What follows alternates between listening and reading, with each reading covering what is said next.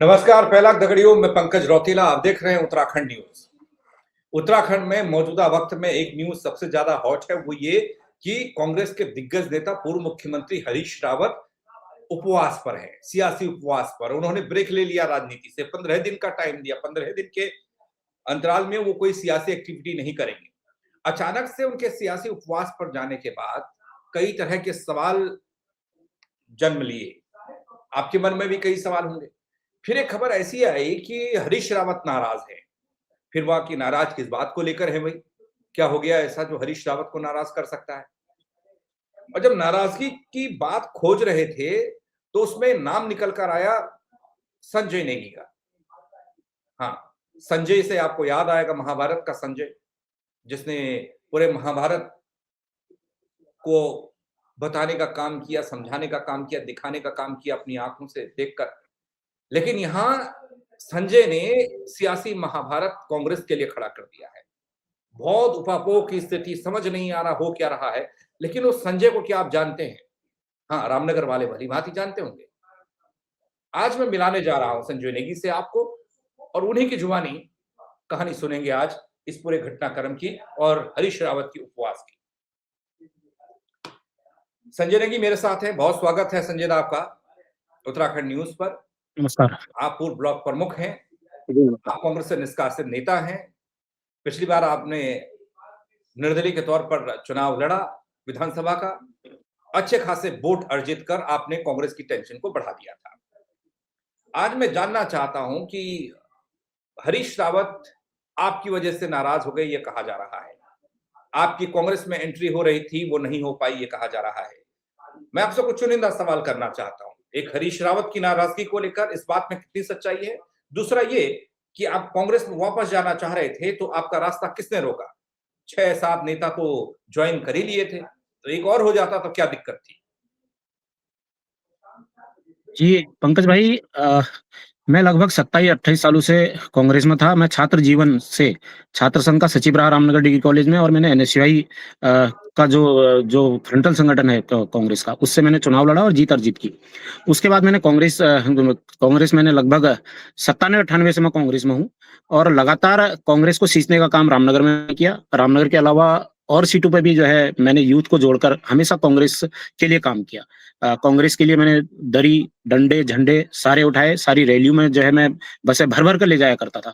मैंने जब 2012 में टिकट मांगा तो पार्टी ने बाहरी व्यक्ति को टिकट दिया, अमृता रावत जी को रामनगर से टिकट दिया। मैंने सोचा कि फिर मैं 14 में ब्लॉक प्रमुख बना। 14 में मैंने सोचा कि अमृता रावत जी बीजेपी में चले गई थी, सतपाल महाराज जी बीजेपी में चले गए, तो मेरा रास्ता साफ था रामनगर से। मैं कांग्रेस के लिए लगातार काम करता रहा। 17 में मैंने सोचा कि मुझे जो है पार्टी टिकट देगी, लेकिन पार्टी ने टिकट सल्ट के पूर्व विधायक रंजीत रावत जी को दिया, और मैंने पूरी निष्ठा के साथ उन्हें चुनाव लड़ाया रामनगर में। और चुनाव लड़ाने के बाद चुनाव जब वो हार गए वहां से रामनगर से, तो उन्होंने पूरा ठीकरा संजय नेगी के ऊपर फोड़ दिया कि संजय नेगी ने मुझे चुनाव हराया, और हमारी दूरियां फिर उसके बाद भी बढ़ती चली गई। वो चुनाव हारे तो फिर भी मैं जो है पार्टी के साथ लगा रहा। 2022 में मैंने फिर टिकट मांगा, और 2022 का घटनाक्रम आपने देखा कि मेरे को टिकट नहीं मिला और रणजीत रावत जी को भी टिकट वहां से नहीं मिला, तो हरीश रावत जी रामनगर से लड़ने के लिए, चुनाव लड़ने के लिए आए। लेकिन घटनाक्रम बहुत घमासान हरीश रावत जी के रामनगर को लेकर हुआ, और उनको शिफ्ट करना पड़ा। पार्टी ने उनसे कहा कि आप लालकोवा लड़िए और रंजीत रावत जी को हम सल्ट लड़ाएंगे। और रामनगर में जो फिर बाहरी व्यक्ति थे जो नैनीताल रहते थे, उनको जो है रामनगर से टिकट दे दिया, और वो भी वहां से चुनाव हार गए। कारण बार बार बाहरी व्यक्ति को रामनगर से जो है टिकट दे देना। हम लगातार वहां पर संघर्ष कर रहे हैं। मेरे साथ साथ वहां पे पुष्कर दुर्गापाल जी हैं, मेरे साथ साथ वहां पे निशांत पपनी जी हैं, जो हमेशा कांग्रेस के लिए जिन लोगों ने काम किया। स्थानीय व्यक्ति को कभी भी वहां पर महत्व नहीं दिया गया, और जिसका कारण ये रहा कि 2-3 बारों से लगातार वहां पे कांग्रेस हार रही है। और 2022 में जब जनता मेरे घर के बाहर आई, 3-4 हजार की भीड़ मेरे घर के बाहर आई, और उन्होंने कहा कि कब तक आप जो है इसी तरीके से पार्टी के साथ लगे रहेंगे, आप चुनाव लड़िए, जनता आपको चुनाव लड़ाएगी, ये चुनाव आपका नहीं है, ये चुनाव जनता का चुनाव होगा। और मैं चुनाव लड़ा, और आपने देखा होगा 7 या 8 दिन का चुनाव मैंने लड़ा। मैंने नॉमिनेशन जब किया तो मेरे पास केवल 7 या 8 दिन थे, और उन 7-8 दिनों में मैं 17,000 प्लस वोट वहां पे लेके आया। जनता ने मुझे भरपूर आशीर्वाद दिया, मेरे को कोई गम नहीं कि मैं चुनाव हार गया। लेकिन जो प्यार जनता ने मुझे 7-8 दिनों में दिया, और एक निर्दलीय के तौर पर मुझे जो है 17,000 वोट मुझे जनता ने, रामनगर की जनता ने दी, तो मैं उसी में जो है खुश मजबूर था और उसके बाद मैं चुनाव हार के घर नहीं बैठा। उसके बावजूद भी मैं लगातार संघर्ष करता रहा और जो जनता की लड़ाई है, उन लड़ाइयों में मैं शामिल रहा। जो मूलभूत समस्याएँ रामनगर की हैं, उन समस्याओं को मैं उठाते रहा, जिसका परिणाम ये रहा कि इस बार मेरी पत्नी रामनगर से ब्लॉक प्रमुख बनी और मैं वहाँ का जिस प्रमुख बना हुआ हूँ और मेरी पूरी टीम जो है जीत कर आई ब्लॉक में। सारे क्षेत्र पंचायत जीत के आए, मेरे जितने ग्राम प्रधान थे वो जीत कर आए। तो कभी भी ये बात भी नहीं हुई कि मैं कांग्रेस ज्वाइन करूंगा। अच्छा, मुझे नहीं पता था कि 17 तारीख को दिल्ली में कोई मीटिंग है। उस मीटिंग में जो है जब 6-7 नाम प्रपोज किए गए, क्योंकि हरीश रावत जी फिर भी मेरे टच में रहे, मैं तो निष्कासित भी रहा, तो उसके बावजूद भी उन्होंने मुझे अपना आशीर्वाद हमेशा दिया और मैंने पर्दे के पीछे रहकर, कांग्रेस में ना रहकर भी मैंने कांग्रेस के लिए वहां पर काम किया। मैंने एनएसयूआई में छात्र राजनीति में छात्र संघ अध्यक्ष बनाए, उसके बाद भी इन 4 सालों में 2 अध्यक्ष हमने बनाकर दिए और उसके बाद जो है यूथ कांग्रेस के जो लोकतांत्रिक चुनाव हुए, उन चुनावों में मैंने जो है भागीदारी की। लोकसभा का जो चुनाव हुआ, उस चुनाव में मैंने कांग्रेस पार्टी के प्रत्याशी को जो है गणेश गोदियाल जी के लिए वहां पर काम किया। तो उसके बावजूद कभी ये बात नहीं आई कि मुझे कांग्रेस ज्वाइन करनी है। तो हरीश रावत जी ने अगर मेरे नाम का प्रपोज किया वहां पे, 5-6 लोग ज्वाइन कर रहे थे, तो ये पता चला कि हरीश रावत जी ने कहा कि एक लड़का रामनगर में भी है जो हमेशा संघर्ष करता आया है और जिसने 27-28 सालों तक कांग्रेस को सींचा। हाँ, एक क्षणिक भावुक पल था कि वो 2022 में चुनाव लड़ गया, जनता के दबाव में वो चुनाव लड़ गया, तो उसका नाम भी आना चाहिए, उसकी भी ज्वाइनिंग होनी चाहिए। तो जो प्रभारी हैं उत्तराखंड प्रदेश की शैलजा जी जो प्रभारी, उन्होंने कहा कि हरीश रावत जी, उनका नाम हम दूसरी लिस्ट में जो है उसको देखेंगे। दूसरे इस समय आज उस नाम पर चर्चा नहीं होनी है यहाँ पे, आज इन 6 नामों पर चर्चा होनी है, इनके लिए आज हम यहाँ पे बैठे हुए। तो हरीश रावत जी को थोड़ी बुरा सा लगा। उन्होंने कहा कि एक संघर्षशील व्यक्ति को अगर तुम कांग्रेस में नहीं लाओगे, जो कांग्रेस पृष्ठभूमि का है, यदि उसको कांग्रेस में नहीं लाओगे तो कैसे कांग्रेस की सरकार आएगी। उन्होंने कहा कि मुझे आज ही तुम जो है बुके और गुलदस्ते दे दो, मेरे गले में जो है हार डाल दो, मैं अलविदा कह देता हूँ, घर बैठ जाता हूँ। तो उसके बाद 1-2 दिन बाद उन्होंने जो राजनीतिक अवकाश की बात कही है, वो राजनीतिक अवकाश, अर्जित अवकाश जो नाम उन्होंने दिया है, उस अवकाश में तो ऐसा लग रहा है कि सब कुछ सुना सा हो गया है, क्योंकि हरीश रावत जी बड़ वृक्ष हैं, बहुत बड़े नेता हैं। भारतीय जनता पार्टी में भी उनके कद के बराबर नेता नहीं है और कांग्रेस में भी उनके कद के बराबर नेता नहीं है। तो बिना हरीश रावत के मैं मानता हूं कि कांग्रेस एक चूक करेगी, यदि वो अवकाश पे ही रहे तो एक चूक करेगी कांग्रेस और 2027 का रास्ता जो है उसमें अड़चने पैदा होंगी। जी, मैंने अभी कुछ देर पहले रणजीत रावत से भी बातचीत की, और जो कभी आपके साथ थे और आज आपके ही विरोधी हो गए। बीजेपी वाले तो कह ही रहे हैं और कांग्रेस वाले कांग्रेस के ऊपर लठम-लठ कर रहे हैं। हरीश रावत जी के बारे में भी बहुत सारी बातें उन्होंने की। उन्होंने एक जिक्र जी। किया, एक लॉबी है। हाँ, एक इस पे बाद में बात करूंगा। मुझे थोड़ा ये बताइए कि 22 में देखिए, आपने कहा ना इतनी बार आपको 12 में नहीं, 17 में नहीं, 22 में नहीं।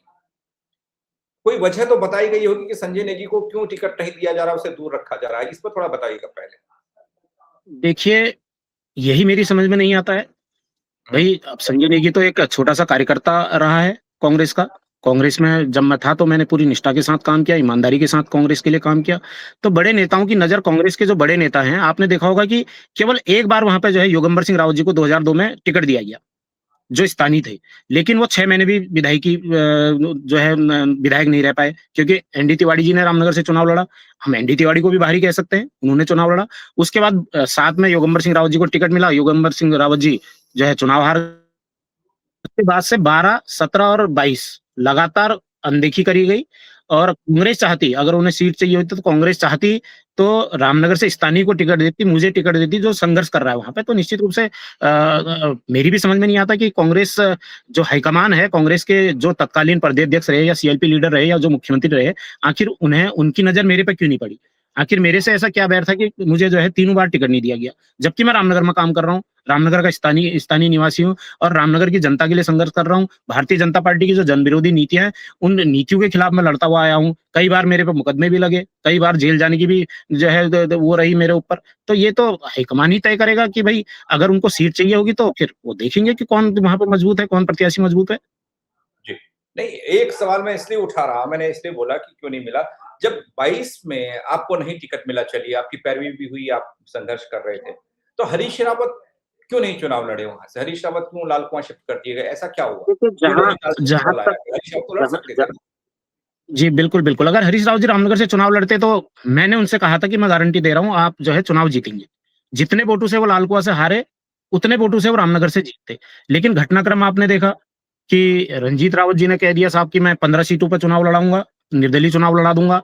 ओपन उन्होंने फेसबुक के माध्यम से, मीडिया के माध्यम से कहा था कि मैं उत्तराखंड की विभिन्न सीटों पर 15 सीटों पर निर्दलीय उतार के सरकार नहीं आने दूंगा। इस तरीके की बात उन्होंने की थी, ब्लैकमेलिंग की।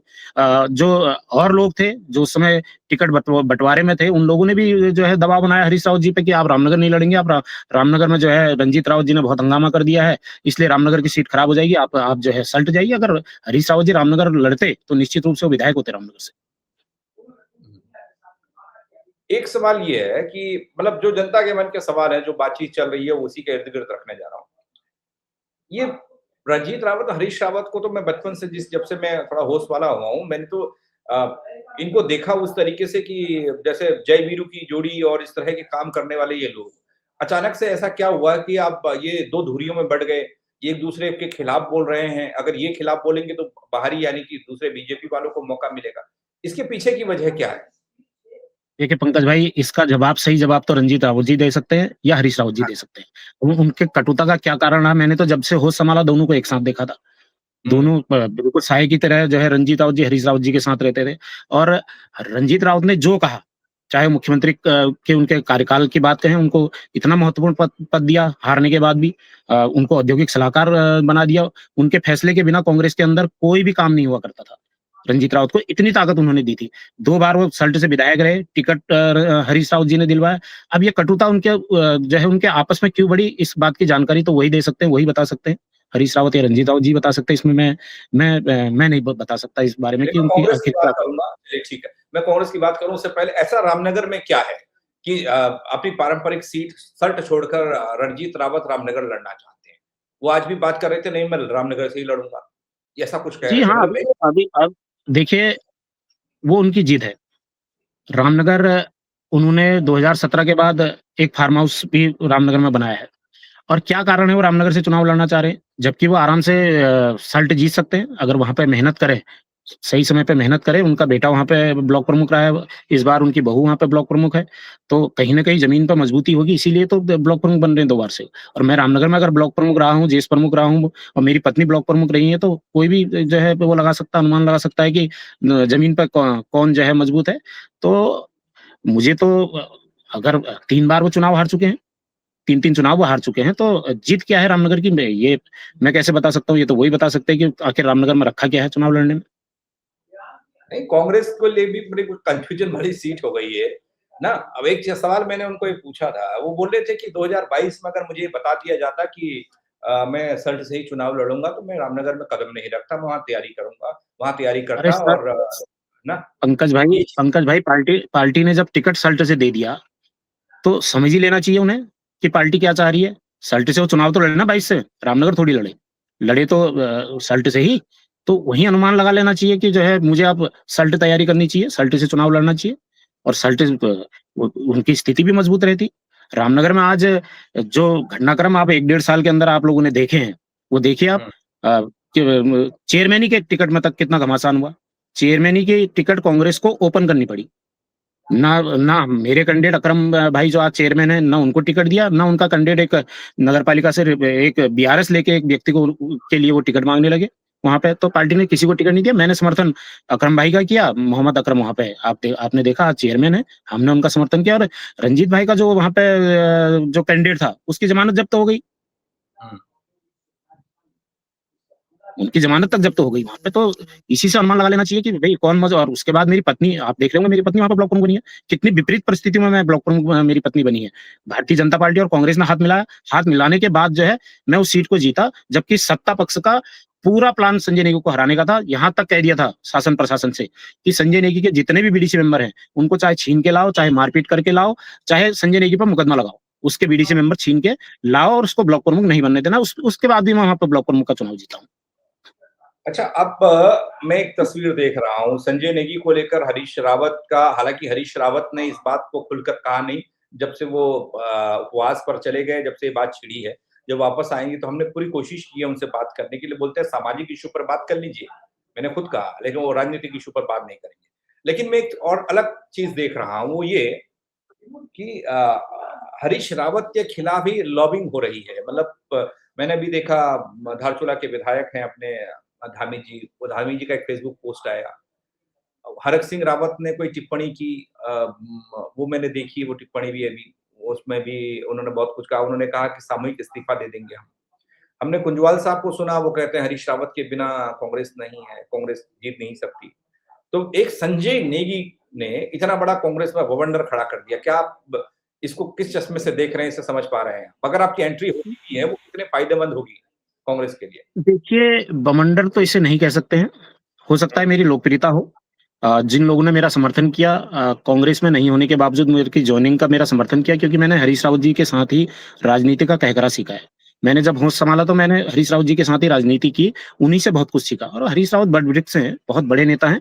यहाँ तक कि भारतीय जनता पार्टी में भी उनके कद का नेता नहीं है, कांग्रेस तो छोड़िए, भारतीय जनता पार्टी में भी उनके कद के बराबर का नेता नहीं है। आज मैं हरीश रावत जी के पास गया, मैं स्पेशल देहरादून इसलिए आया कि मैं उनसे निवेदन किया। निवेदन भी मुझे नहीं करना चाहिए उनसे, लेकिन मैंने हाथ जोड़ के उनसे निवेदन किया कि एक संजय नेगी की वजह से अगर आपकी पार्टी में टूट हो रही है, आपकी पार्टी में विरोधाभासी बयानबाजियां हो रही हैं और एक दूसरे पर टिक्का टिप्पणी की जा रही है, तो इस चीज को खत्म कर दीजिए। संजय नेगी की ज्वाइनिंग होगी नहीं होगी ये बात की बात है, लेकिन आपने जो अवकाश लिया है, 15 दिन का जो अर्जित अवकाश लिया है, उस अवकाश को भी समाप्त करिए। मेरा हाथ जोड़ के आपसे निवेदन है। मैं नहीं चाहता कि कांग्रेस पार्टी में जो टूट हो रही है, या कहिए कि जो बदनामी सोशल मीडिया के माध्यम से, मीडिया के माध्यम से कांग्रेस की हो रही है, और मेरे को छोड़ के आप जो है सारा कुछ छोड़ के आप जो है इस अवकाश को खत्म करिए। और पहले की तरह जैसे आप कांग्रेस को मजबूत करने के लिए काम करते थे, जैसे आप धरने प्रदर्शन करते थे, जैसे आप सरकार के खिलाफ जो है उपवास पे बैठ जाते थे, मौन व्रत पे बैठ जाते थे, वो दोबारा से शुरू करिए। संजय नेगी की ज्वाइनिंग हो ना हो, या आप ये बात की बात छोड़िए, इस चीज को यहीं पर समाप्त कर दीजिए। ये मैं उनसे निवेदन करके आया। चलिए, वो तो हरीश रावत हैं। हरीश रावत करते क्या हैं, कहते क्या हैं और उनका मकसद क्या होता है, वो सियासत के वो चतुर खिलाड़ी भी माने जाते हैं। उनका इतना अनुभव है, वो समझ जाते हैं इशारों-इशारों में। उन्हें क्या करना होगा वो ये भी जानते होंगे, आगे उनका अगला कदम क्या होगा। लेकिन जी, जी। कुछ लोग ये कह रहे थे कि जैसे पिछला चुनाव हम याद दिलाते हैं 22 वाला।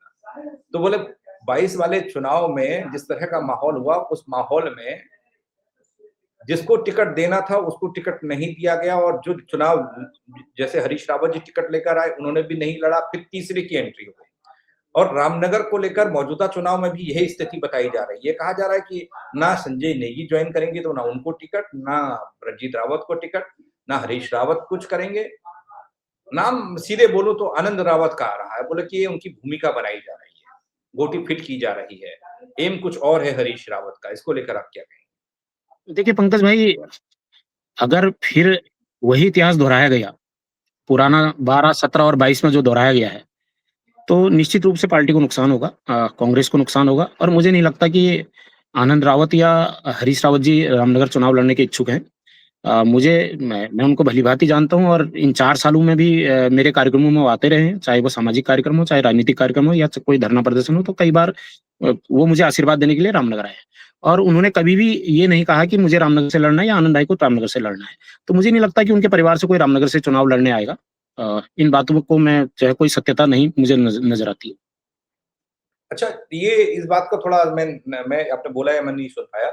जो आपके नाम की चर्चा हो रही थी उस दौर में, जो हरीश रावत ने पेशकश कर दी, तो आप ये बताना चाहेंगे वो कौन से लोग हैं रणजीत रावत के अलावा भी जो उनके साथ हैं, जो आपके नाम के खिलाफ या आपके खिलाफ हैं, जो कांग्रेस में नहीं आपको चाहते? देखिए, कभी-कभी कहते हैं ना कि शनि के साढ़े साती रहती है हुँ। किसी के ऊपर, तो मुझे लगता है कि वो मेरे ऊपर भी अभी चल रही है। अभी वो समाप्ति की ओर नहीं है, क्योंकि मेरा संघर्ष बहुत लंबा हो गया है और मैं उस मुकाम पर नहीं पहुँच पाया जहाँ मुझे पहुँचना चाहिए था। और जहाँ पार्टी से चुनाव लड़ने की बात है, तो जो दावेदारी करेगा भई तो करेगा, कहीं न कहीं वो विरोध करेगा। और राहु केतु सबकी राशि में बैठे होते हैं, और कुछ राहु केतु मेरी भी राशि में भी बैठे हैं, तो सब ठीक होगा। मुझे लगता है कि आगे सब ठीक होगा।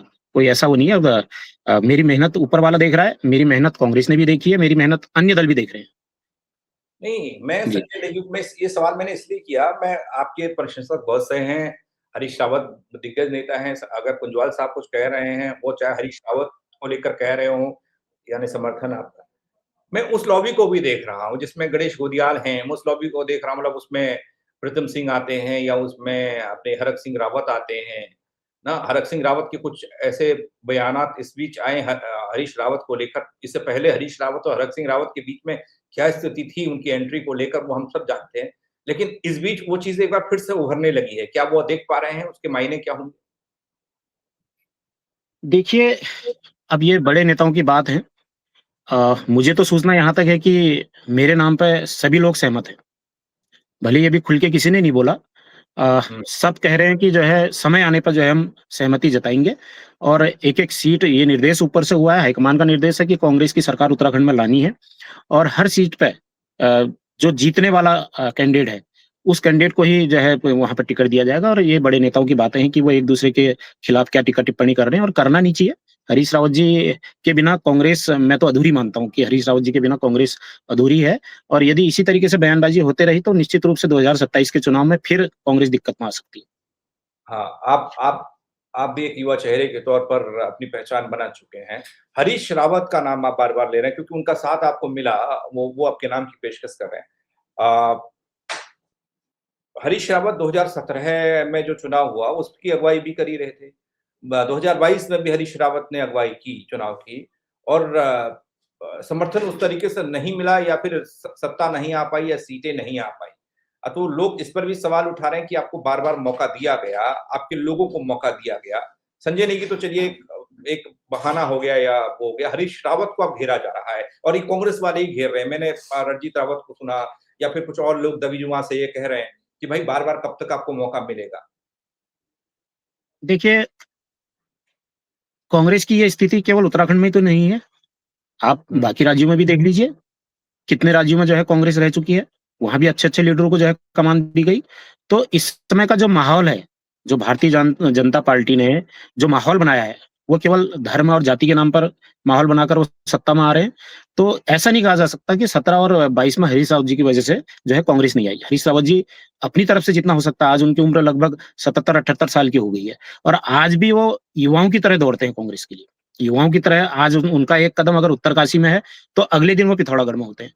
तो इतनी मेहनत करने वाला व्यक्ति मुझे तो ऐसा लगता नहीं है कि जो है उनकी वजह से कांग्रेस नहीं आई हो और वो अभी भी मेहनत कर रहे हैं और उनकी आज भी मंशा वही है कि 2027 में उत्तराखंड में कांग्रेस आए और उनके ऊपर से जो दाग उनके विरोधी लगा रहे हैं, पार्टी के अंदर के विरोधी जो उनके ऊपर दाग लगा रहे हैं कि 17 और 22 में उन्हें कमान दी थी और उनके कमान के बावजूद भी जो है कांग्रेस नहीं आई। तो मैं ऐसा नहीं मानता क्योंकि वो मेहनत कर रहे हैं और ऐसा नहीं है कि खाली उत्तराखंड में ये हाल है कांग्रेस का और जगह भी यही हाल है और राज्य में भी कांग्रेस जो है नहीं रही है।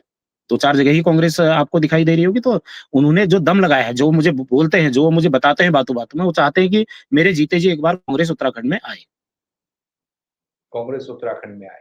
लेकिन जी। मेरा सवाल ये है कि 2022 का चुनाव बेहद करीबी से हमने देखा, जिसमें एक सर्वे का ज़िक्र भी हुआ, ये कहा गया कि मुख्यमंत्री पसंद जो है वो प्रदेश की जनता के हैं और लेकिन ये वो सर्वे की बात हुई, तो उस सर्वे पर ये भी बात निकल कर आई कि बीजेपी की सरकार बन रही थी। पहले तो हम लोग भी अस्वस्थ थे, कांग्रेस वाले भी फूल मालाएँ लेने के लिए पहुँच गए, कुर्ता सिला दिए थे सब, लेकिन सत्ता नहीं आ पाई। उसका कारण गुटबाजी बताया गया, कलेश बताया गया और एक-दूसरे की टाँग खींचना बताया गया और इस वजह से सत्ता में वापसी नहीं हो पाई। और ऐसा ही हम कुछ परिदृश्य यहाँ भी बनता देख रहे हैं। ये कितनी चिंता की बात है और उसको और आज के प्रदेश कैसे आप तुलना करेंगे इसकी? नहीं, देखिए पंकज भाई, आज भी अगर आप मुख्यमंत्रियों में सर्वे करवाएँगे, भारतीय जनता पार्टी के और कांग्रेस के मुख्यमंत्री में सर्वे करवाएँगे, तो सर्वे में सबसे ऊपर हरीश रावत जी होंगे। जनता चाहती है कि हरीश रावत जी के कार्यकाल में अच्छे काम हुए और जनता आज भी चाहती है कि हरीश रावत जी एक बार उत्तराखंड के मुख्यमंत्री और बने।